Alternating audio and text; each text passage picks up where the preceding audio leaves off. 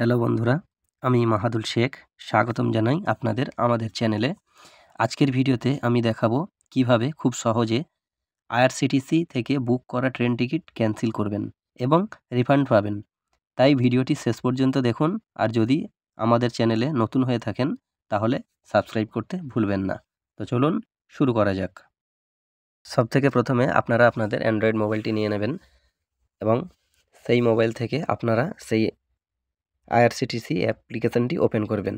Open করার পর সেটাকে লগ ইন করবেন আইডি পাসওয়ার্ড দিয়ে। আইডি পাসওয়ার্ড দিয়ে লগ ইন হওয়ার পর একটু সার্চ হবে। সার্চ হওয়ার পরে ঠিক এরকম ইন্টারফেস আসবে এবং বুকিং টিকিটে টাচ করতে হবে। বুকিং টিকিটে টাচ করার পরে এরকম একটি হিস্ট্রি এসে যাবে। এই হিস্ট্রিতে আপনি যে টিকিটটা ক্যান্সেল করতে চান ঠিক সেটাতেই টাচ করতে হবে।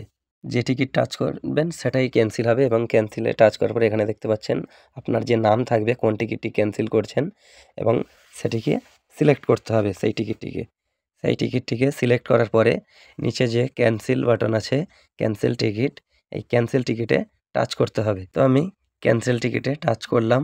এরপর কনফার্ম ক্যান্সেলেশন কনফার্ম করে দিলাম।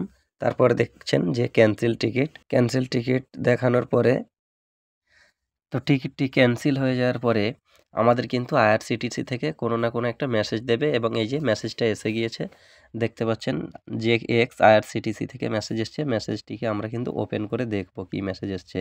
এখানে দিয়েছে পিএনআর নাম্বার এবং টিকিট ক্যান্সেল হয়েছে, তার একটা কত টাকা রিটার্ন আসবে সেটাও দিয়ে দিয়েছে। আর কত দিনের মধ্যে আসবে এটা দেখতে পাচ্ছেন, 3 থেকে 4 দিন দেখাচ্ছে।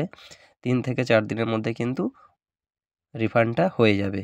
তো আজকের ভিডিও এই পর্যন্ত। পরবর্তী ভিডিওতে আবার দেখা হবে। ভিডিওটি দেখে যদি কোনো হেল্পফুল হয়ে থাকে তাহলে অবশ্যই একটি লাইক করে বন্ধুদেরকে শেয়ার করে দেবেন। ধন্যবাদ।